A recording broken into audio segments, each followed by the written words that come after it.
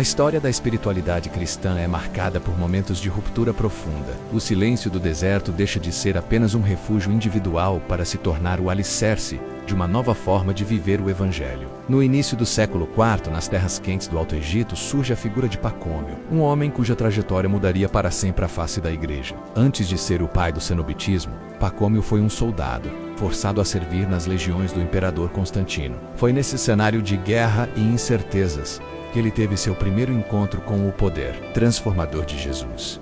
Ao ser levado como prisioneiro, Pacômio testemunhou algo que sua alma pagã não conseguia compreender: a caridade desinteressada de estranhos que levavam comida e conforto aos soldados famintos. Ao perguntar quem eram aquelas pessoas, a resposta ecoou em seu coração: são cristãos, servos de Jesus. O nome de Jesus não era apenas um título para aqueles homens e mulheres, era a força motriz de suas vidas. Pacômio, tocado pela bondade, fez uma promessa solene: se saísse vivo daquela provação, dedicaria cada segundo de sua existência a servir a Jesus através do serviço aos seus irmãos. A semente da comunidade foi plantada ali, no solo árido da necessidade humana, regada pela graça de Jesus. Após ser dispensado do exército, Pacômio não buscou as glórias do mundo, mas o batismo, mergulhando na fonte da vida que é Jesus. Sua sede por Deus o levou a procurar o eremita Palemão, um homem que vivia o rigor da solidão total. Ao lado de Palemão, Pacômio aprendeu que o combate espiritual exige uma disciplina férrea e uma entrega absoluta a Jesus. O deserto não perdoa os mornos, e Pacômio sabia que sua força não vinha de si mesmo, mas da presença constante de Jesus em suas orações noturnas. Ele passava horas em vigília, repetindo o nome de Jesus, sentindo que cada tentação era vencida pelo poder de Jesus. No entanto, um chamado maior começava a inquietar sua alma. Enquanto os outros padres do deserto buscavam a solidão absoluta como Antão e Paulo, Pacômio sentia que o amor de Jesus precisava ser vivido também na partilha e na obediência mútua. A transição da solidão para a vida comum não foi um capricho humano, mas uma revelação divina. Em Tabenise, enquanto orava fervorosamente a Jesus, Pacômio recebeu a visão de um anjo, que lhe entregou uma tábua de regras. Ali estava desenhado o plano para uma vida onde a caridade de Jesus seria a lei suprema. Ele compreendeu que muitos desejavam seguir a Jesus, mas não suportavam a solidão extrema dos eremitas. Eles precisavam de uma família espiritual, de um corpo místico onde cada membro cuidasse do outro, refletindo o amor de Jesus. Pacômio viu que, ao viverem juntos, os monges poderiam ser para o mundo o que aqueles cristãos foram para ele no exército: o rosto visível e compassivo de Jesus. O antigo soldado de César tornava-se o general de uma nova milícia cujo único comandante era Jesus. O silêncio da caverna dava lugar ao som dos hinos de louvor a Jesus cantados em uníssono. O trabalho manual, a oração e a caridade tornavam-se um só ato de adoração a Jesus. Pacômio não estava destruindo o silêncio, mas construindo uma catedral de almas onde o nome de Jesus seria glorificado, através da ordem e da harmonia. Este era o início do cenobitismo, a vida em comum, onde o eu morre para que o nós em Jesus possa florescer com toda a sua força e beleza.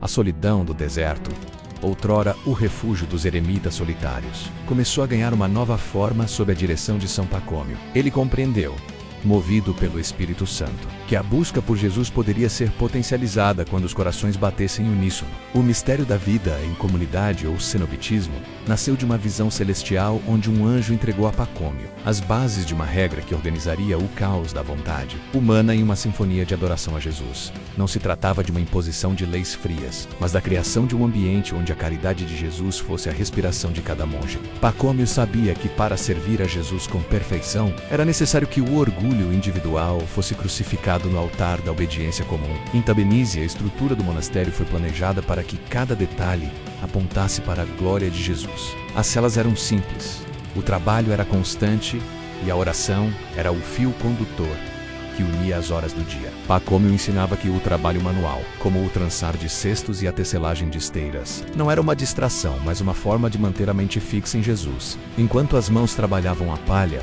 o coração deveria estar mergulhado no nome de Jesus. Cada tarefa, por mais humilde que fosse, tornava-se um sacrifício de louvor oferecido a Jesus. Para o monge pacomiano, varrer o chão do mosteiro ou preparar o pão era tão sagrado quanto entoar os salmos, pois tudo era feito sob o olhar atento de Jesus. A disciplina imposta Pacômio visava proteger a chama da fé contra as tentações do inimigo. Ele entendia que a solidão extrema poderia levar ao auto-engano e à soberba espiritual, perigos que são vencidos quando nos submetemos aos nossos irmãos por amor a Jesus. A regra previa momentos de silêncio absoluto, mas também a comunhão na mesa e na liturgia, na Eucarístia, o centro gravitacional da vida monástica. Os monges recebiam o próprio Jesus, fortalecendo-se para o combate diário contra as paixões. Jesus era o pão da vida que sustentava aqueles homens que haviam morrido para o mundo, a fim de ressuscitarem uma nova família espiritual. A obediência ao superior, o abade, era vista como uma obediência direta ao próprio Jesus. Ao renunciar à própria vontade, o monge abria espaço para que a vontade de Jesus operasse plenamente em sua alma. Pacômio era um pai amoroso, mas firme, lembrando constantemente a seus filhos que a verdadeira liberdade consiste em ser escravo de Jesus. Ele transformou o deserto em uma cidade de Deus, onde a ordem e a harmonia refletiam a paz que só Jesus pode conceder. Sob a sua liderança, milhares de homens acorreram para as margens do Nilo, sedentos por uma vida de santidade, onde pudessem juntos buscar a face de Jesus e o impacto dessa organização foi revolucionário. O que antes era uma busca isolada tornou-se um exército espiritual, uma milícia da paz armada com a oração e a caridade. Pacômio provou que é possível viver o céu na terra quando o nome de Jesus é o alicerce de todas as relações humanas. A regra de Pacômio não era apenas um guia prático, mas um mapa para o coração de Jesus. Através do equilíbrio entre trabalho, estudo das Escrituras e oração comunitária, ele moldou um estilo de vida que sobreviveu aos séculos, mostrando que a força da Igreja reside na união daqueles que professam que Jesus é o único Senhor e Salvador.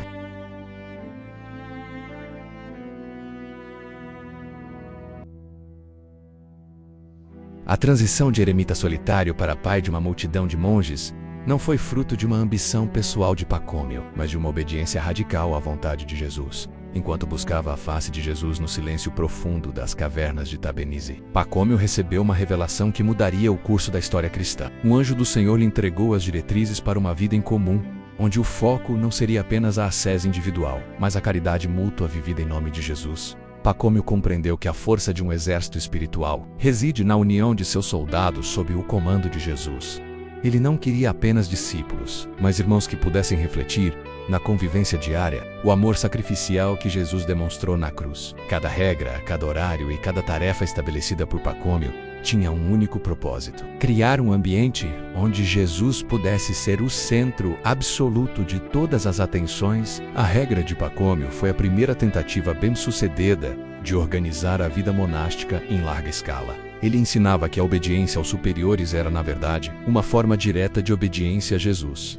Ao renunciar à própria vontade para seguir uma regra comum, o monge estava passo a passo, imitando a humildade de Jesus, que se fez obediente até a morte. Pacômio via em cada monge que chegava um presente de Jesus, uma alma que precisava ser moldada pela disciplina e pelo carinho para se tornar um verdadeiro templo do Espírito Santo. Ele não permitia que o rigor da vida no deserto endurecesse os corações. Pelo contrário, insistia que a doçura de Jesus deveria permear cada correção e cada instrução dada aos irmãos. Para Pacômio, o monastério era uma antecipação do céu, onde todos seriam um só em Jesus. A organização proposta por Pacômio era minuciosa. Ele dividiu os monges em casas conforme suas aptidões e ofícios, mas todos eram unidos pela mesma liturgia e pelo mesmo desejo de agradar a Jesus. O silêncio era guardado com zelo, não como uma punição, mas como um espaço sagrado para que a voz de Jesus pudesse ecoar no íntimo de cada um. Quando falavam, as palavras deveriam ser sobre a sabedoria de Jesus ou sobre as necessidades dos irmãos. Pacômio sabia que o inimigo ataca através da distração e da murmuração. Por isso ele blindava a comunidade com o nome de Jesus, que era invocado ao amanhecer, durante o trabalho e ao deitar. A vida cenobítica era o escudo perfeito contra o orgulho, pois na convivência as arestas do ego são polidas pelo amor de Jesus. Essa nova arquitetura da alma exigia uma entrega total. Pacômio não aceitava nada menos que o coração inteiro voltado para Jesus. Ele ensinava que, mesmo no meio de centenas de irmãos, o monge deveria manter uma cela interior onde apenas ele e Jesus habitassem. A vida em comunidade servia para sustentar essa intimidade secreta com Jesus, oferecendo o suporte necessário para que ninguém sucumbisse ao desânimo ou à tentação. Assim, o antigo soldado romano construiu uma fortaleza que os portões do inferno não poderiam prevalecer, pois seu fundamento era a rocha inabalável que é Jesus. Tabenise tornou-se o farol que atraía almas famintas de paz, provando que o deserto pode florescer quando é regado pela presença constante de Jesus.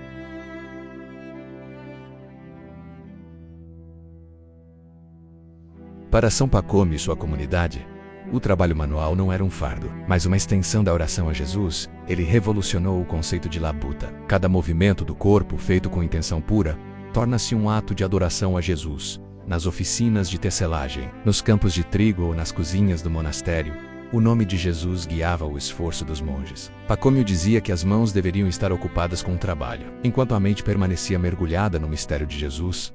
Essa integração entre ação e contemplação permitia uma liturgia contínua, transformando o cotidiano em solo sagrado. A disciplina do trabalho servia como remédio poderoso contra a assídia, que tentava desviar os monges de Jesus. Pacômio sabia que a ociosidade é a oficina do mal. Organizava tarefas para que todos contribuíssem para o bem comum. Ao trabalhar para sustentar seus irmãos e ajudar os pobres, os monges tornavam messe, as mãos visíveis de Jesus no mundo, produziam cestos, esteiras e tecidos, vendidos para suprimentos e para ajudar necessitados que batiam à porta. Em cada pobre, Pacômio via o próprio rosto de Jesus, um ato de profunda caridade e fé. A caridade de Jesus era a medida de todas as coisas. Pacômio insistia na excelência em qualquer tarefa. O destinatário final de todo o trabalho era Jesus.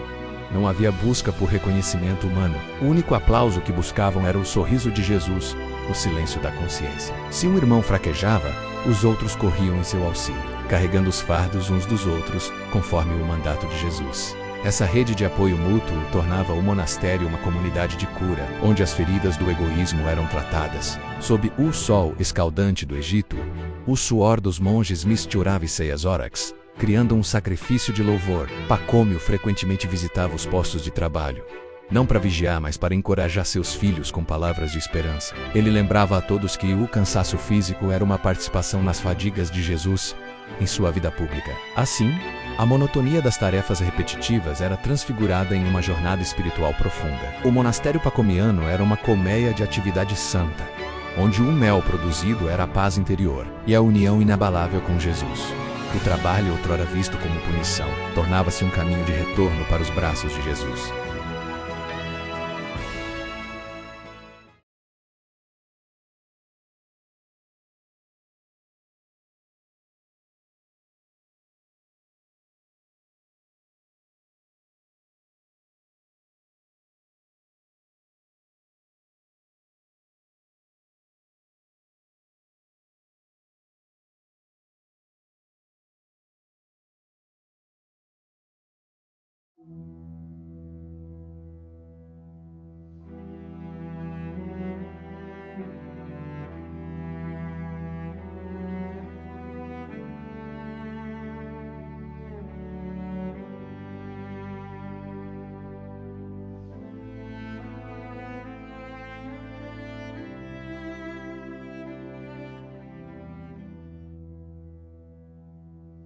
O crepúsculo da vida de São Pacômio não foi o fim de sua missão, mas o selo de uma obra que pertenceria para sempre a Jesus. Quando a enfermidade visitou seu corpo cansado por décadas de ascese e serviço, sua paz permaneceu inalterada. Sua alma estava ancorada na eternidade de Jesus.